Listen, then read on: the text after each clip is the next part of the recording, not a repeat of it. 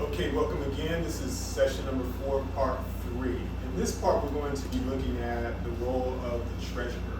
And the reason why we wanted to do a whole, just a separate part, separate individual section on the treasurer is because that particular role, it can be, in certain circumstances, depending on the type of nonprofit you are, very involved. The treasurer's responsibilities, and now I want to preference this with the fact that the treasurer is a part of the board. The decisions that the treasurer is making should not be made in a silo. Okay, it should be a group, a board, a full board capacity decision. But when it comes down to the day-to-day, the micro operations of a treasurer, again, especially in certain types of nonprofits, it can get pretty onerous. It can get pretty involved. When you think about the treasurer is the individual that understands, should understand, if I can say it that way, the financials.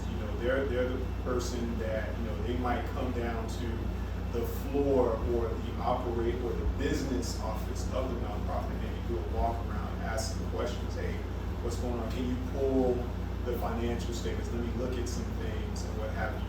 As well as, hey, we have so much cash that's just sitting out there. We need to make sure that we as a nonprofit are being good stewards of this cash, and $1 million sitting in the bank is not being good stewards of the money that you've been given. So let's take maybe a 3/4 of that and secure it in some type of investments that's earning interest, right? That's earning money that we can then use for our mission, right? So we want to, that's part of that treasurer, like who, and even if the treasurer themselves are not the ones who are doing the investing, they have to make the relationships with, the third party vendors, Edward Jones, and I keep saying Leg Mason, it's just in my head, I'm a leg man, I know they're closed down, but Leg Mason, Chase, just different financial institutions, investment bodies and brokers that manage portfolios of that nature. They have to understand that information, because the statements are going to come back from them. Hey, treasurer, this is what we did last month, this is what we did the month before that. The treasurer needs to understand that, because guess what? The treasurer needs to now communicate that to his fellow members. Hey, this is what has happened the last quarter. It looks like we took an upswing, we had a good month in the economy or whatever. COVID cases are down, whatever it might be. They need to be able to communicate that to the full board, and they also have other responsibilities. They might be the one who makes sure that they might be that other signature, that second or third signature when it comes to major purchases that are made internally, by the organization. They also might be the individual who leads certain committees, subcommittees, the financial committee, the audit committee, right? So the treasurer actually made it, again, depending on the type of organization, nonprofit organization, might have his hands full, when it comes to, fulfilling that role. So that's why we're on the treasurer, and that's what we're going to discuss in this session. So what's your, could you give us I guess I didn't already do it, a good description of the qualities, I would say, that you would select what would you put on, if you had your wish list, what would you wish your particular treasurer had? What skill sets would you want them to have? I think regardless of the size of the organization, there's 2 major functions that a treasurer needs to have, 2 responsibilities. One is the overall oversight and supervision of the staff, financial staff. Mm-hmm. So the day-to-day operations of the accounting people, the treasurer should be kind of like, not on a minute basis, mm-hmm. but that's what the controller does, for example. But kind of like overseeing that function to make sure that things are being recorded properly and the operations are smooth. So they're not necessarily, regardless of the size of the organization, they're not in there every day kind of, micromanaging. They need to know the overall responsibility of that. The second major part of the treasurer's function, again, regardless of the size of the organization, is what you talked about: the efficient use of financial resources. Are the resources being utilized, efficiently and effectively? So the first part, the overall supervision, the treasurer should be meeting with the financial folks on a regular basis and doing things like reviewing financial statements. With regard to the second part, managing the resources, they're not really interacting with many staff people other than perhaps the executive director, because that's where a lot of times in most organizations the responsibility for using the funds properly rests with the EO, because a lot of them don't have a finance department or that kind of thing, right? So depending on the size of the organization, the level of detail of getting involved in those functions differs. So in a small organization, there may not in fact be very many people with financial expertise on the staff level. So it's up to the treasurer to provide the oversight and the guidance for the staff people as far as how to do things. In a large organization, there are controllers, vice president of finance, that type of thing. So the treasurer is just overseeing that function or those functions on a really high level kind of thing. So again, it's interesting. The smaller the organization, the more the treasurer needs to get involved with the financial aspects of the organization. That actually, it pulls something, it tugs at one of the things in my being, and this is coming from my KPMG years, because I recall that, it was a healthy sized nonprofit, but I recall looking at, spending, and you have like, and all of you know who are watching this, that there are levels of approval.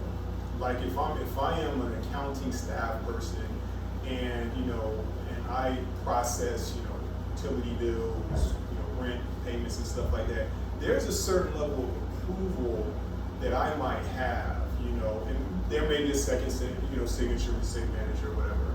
But then when you get to, and the only reason I bring this up is when you get to a certain threshold, when it comes from, I'm speaking on the fact that the separation between the board and the CEO or CFO. There comes a situation where you get to a certain threshold of we need to spend this money, and that breaks down where, okay, wait a minute, I the CEO can sign for this, but I need somebody from the top to come down and put another signature on this approval, because the dollar amount is beyond, it's above me. So in that instance, it actually brings in the board, particularly the treasurer, is who that person typically is, and they do their signature. They have to come down and do their signature. How prevalent do you all think that is around, for all levels of nonprofits? That Large type of activity. Organization, even large ones, I don't think that's very common at all. Okay. Yeah, okay. I think that's lacking. Okay. Kind of a story, but you and I were involved with a nonprofit organization where there was no communication between the treasurer or the board in general and the executive director and the chief accounting person, financial person in the organization. So there was no oversight. There was no, it was a mess, as you recall. And they tried to get us more deeply involved, I remember, but then we said, oh, forget it, too screwed up. But anyway, that's what happens when you don't have proper communication. That's why I think communication between the treasurer and then the financial staff within the organization is really critical. The treasurer should not have to know all the nitty-gritty details, but they should know at least the generalities of what's going on financially in the organization. I would say most organizations, the treasurer is not. up to date on what's going on financially in the Okay, organization. okay. They're just a figurehead. Okay.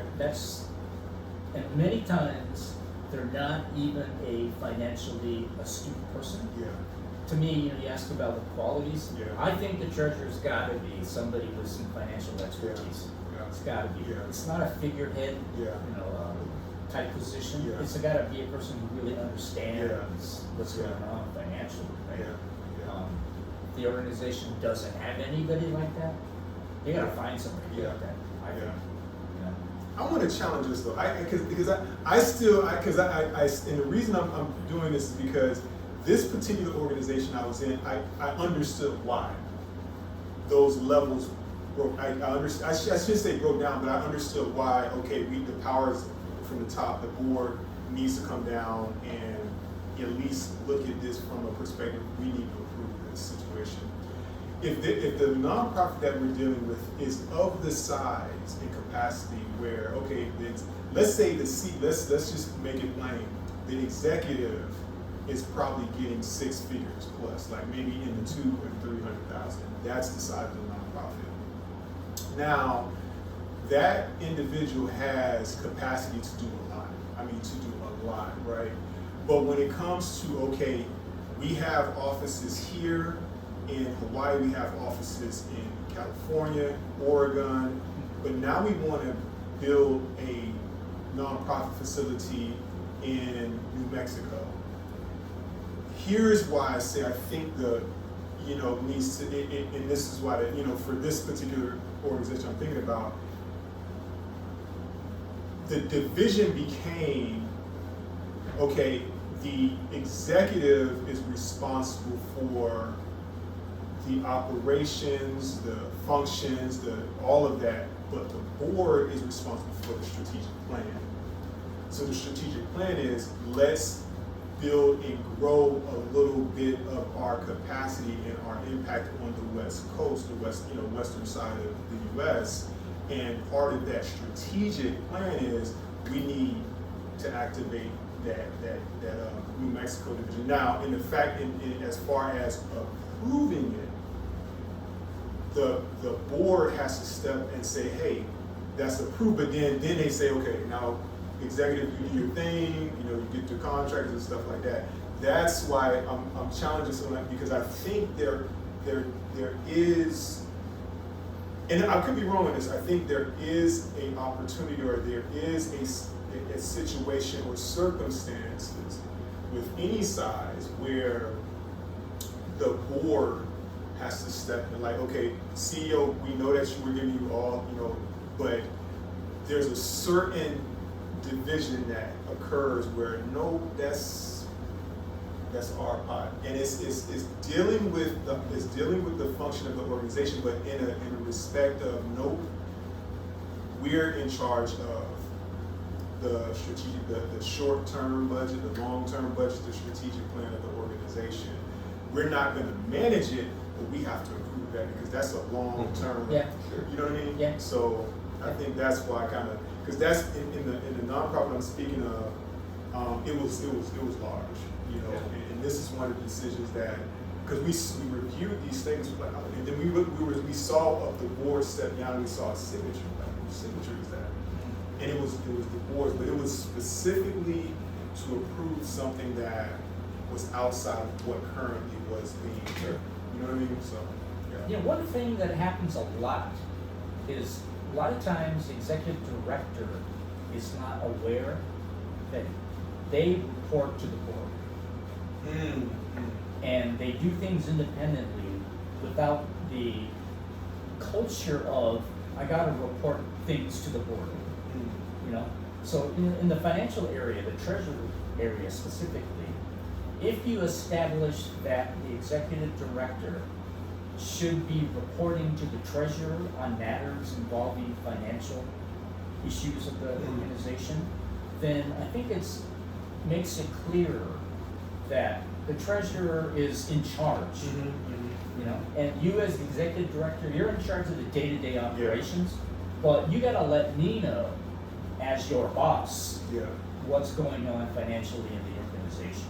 So that's how much power I think the treasurer should have.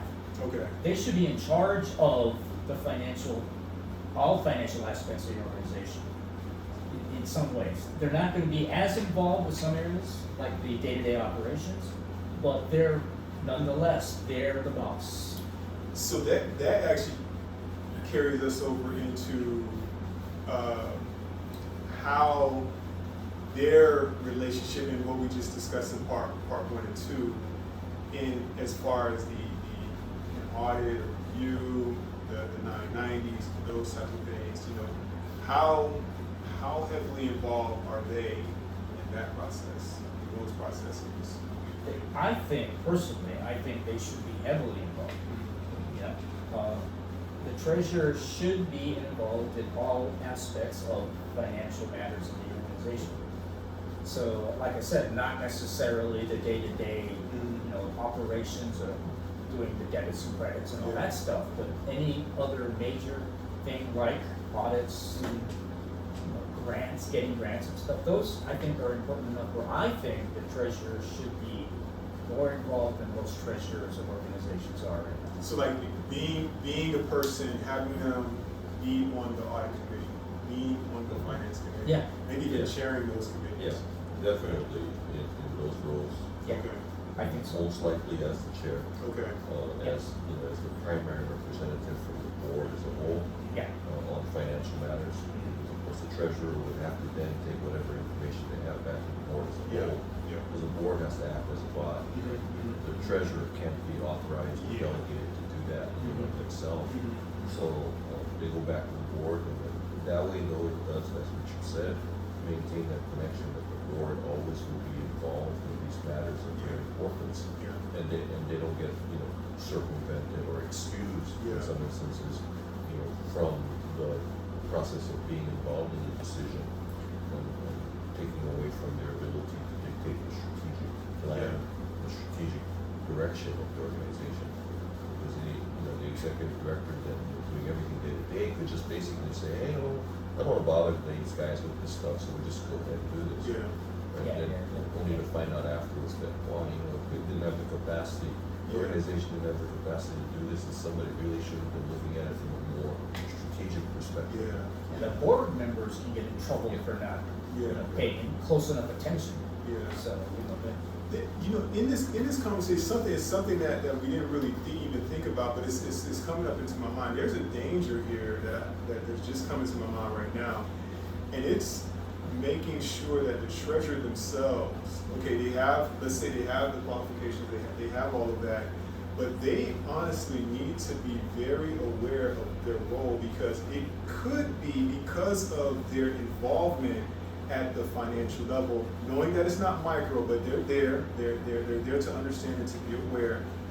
They have to be careful not to become too chummy buddy with the executive, because they might get lost in the sauce. there's gotta be some impartiality. Yeah, they might get lost in it, because you are there to, because one of the things that we ran into was that, like it was the silo of my role is this, and I have a person here and a person here that is working with me, but no, wait, that person needs to be on our level. Yes, They're overseeing that. Why are they? So I think that actually, because that can really, because the line is very thin. Because they're there and they're up here, but if they become too familiar with one another, they lose that impartiality. Yeah, so that's that, and I didn't even think about that, but that's a danger because of how involved they are. That's true of any kind of boss or supervisor or subordinate relationship, right? Yeah. It's difficult to maintain impartiality, but you almost have to try to compartmentalize that, Along those lines, you have to take a look at the executive directors. After a while, I think there's a stage in the organization's life cycle where they get big enough, but they're not huge, that the executive director becomes really, really critical, and maybe they shouldn't be, but they become critical in who is on the board. Yeah. Because I know a lot of organizations that I've been a part of that I've been recruited onto the board, not by another board member, Yeah. but by the executive director. Yeah. Because they're the ones that are in the day-to-day working, Yes. and they're in the trenches, basically Mhm. doing everything. So they know who's out there that kind of like works in this area, Yeah. knows about things and could be helpful. Yeah. And then they're the ones that, out do the outreach to bring the person out to the board. Yeah. So there's that relationship that's already there. Already there, correct. That Yeah. is what Rich was talking about, you really gotta watch out, because Yeah. there's separation. That's right. That's right. I always think that members of the board should not be afraid of firing the executive director. Because that's their legal responsibility, right? Yeah. But if the executive director chooses all the board members and their friends and all that, Yeah. board people are gonna have a hard time firing that Yeah. executive director, right? Yeah. That's not the right relationship to have. Yeah. Like you said, there's a danger in that, you know. And I'm going to bring in two things. I'm going to just, and this is kind of, I don't know you all that whoever about to mention probably get excited about this. But I'm going to bring in the Steve Jobs situation. I don't know if you all made several movies about Mhm. Steve Jobs, but there was one movie in particular that I remember that really gave a great amount of time to him being let go by his board. And because it was a movie from a standpoint of Steve Jobs, it demonized the board. But I wonder if they were to take a look at that as far as responsibility of the board. If that really was not a situation where they were making an inappropriate decision, but maybe that was an appropriate decision to make as far as letting him go at that time. And that's the one thing that I think of when I think of having that autonomy, if you will. The other piece is, I know for a lot of clients that I have had the pleasure of creating or developing, filling the application out, and forming these nonprofits with some of our clients. One of the recommendations I gave is to my clients is, okay, I understand that you have, different feelings about how you want this run, but if the finances, the capital was there, that were available to hire in someone to run that nonprofit how it should be run, I actually recommend that you all do that. Don't put yourself in that position, because you want to be someone who oversees. You want to be someone who actually makes the decisions, right? You don't really want to be the person that's in the trenches and you select your people, because then it becomes, you might feel that the organization itself is doing good, it's awesome, but it's from your point of view. So you might not really necessarily be making the appropriate decisions to grow that nonprofit and to enhance the mission. And if you get a bunch of yes women and men, it's you, and you don't see the weeds from the roses, So it's important that you as an individual, if you're the individual that is creating, have the passion, have the mission in your heart to do this, always have in your mind, if it's something that you want to do, it's a nonprofit that you want to grow, always have in your mind, when is it time for me to fire myself? If I have to be the executive, I have to be the person that runs this thing, let me always have that seed in my mind that this has a life cycle that needs to end. I don't need to continue this. If I want to grow this to a healthy nonprofit, I need to get rid of myself, right? Because if you stay in that capacity, I don't know how healthy and how long the going concern of that nonprofit will be. So that's why boards historically were supposed to be independent of the people running the organization. That's totally changed these days. Yeah, absolutely. But one way to kind of mitigate that is to have a rotation. Yes. Term limits on the board. Yeah. And that way, they can't get too chummy with the people in the management of the organization. And if they're constantly rotated, you won't have that relationship we talked about earlier. So I think that's a good thing to have a rotation of the board. And the executive director, like you said, shouldn't be the one, or like Wayne said, shouldn't be the one choosing, selecting the board members. the board members There you go. should be There you go. selecting Yeah. replacements Yeah. for. That's right. At some point, you need to have a recruitment committee. That's right. Of the board. Of the board. That People is on the board. responsible for Yes. trying to Yeah. get new board members. Yes. And I think, what Aaron was saying about, at some point in time, you gotta let this go. Yeah. You've reached a point in its life cycle, and you've reached a point in your capacity that you can't do anymore with it. Yeah.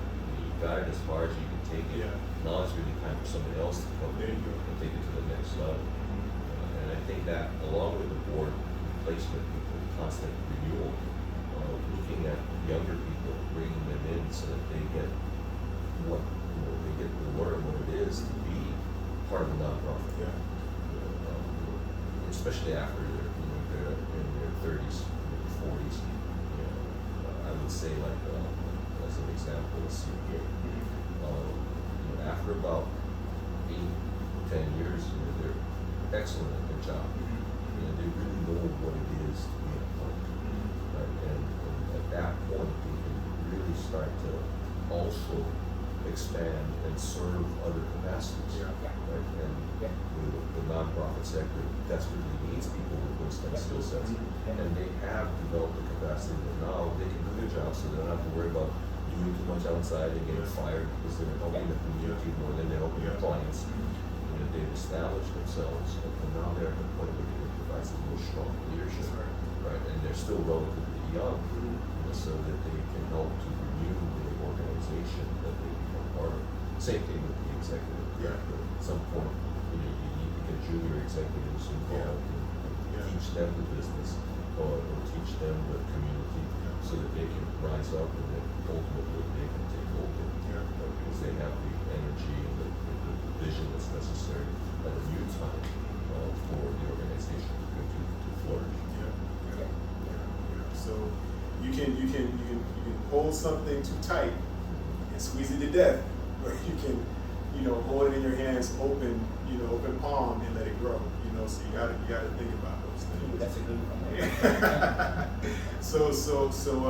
But this is again, we wanted to address which we have, the different capacity. There's more. There's the treasurer actually is a dynamic position, but that's the capacity of the treasurer that you might want to think about. So all of those board members out there who are filling the capacity of treasurer or know of individuals who are filling the capacity of treasurer, you might want to look at and think about what we just talked about, and if you yourself might want to say, hey, maybe I need to kind of give this to Sandra or give this to Bill, they're more qualified for this position. Or it might be a situation where you might want to, nicely and friendly, in a manner, take the person out of the money and say, hey, I think there's another position that you might, be able to serve a bit better capacity on the board, with us, doing so maybe just think about those things. But again, treasurer, it's a loaded role. It's a role that you need to be aware of.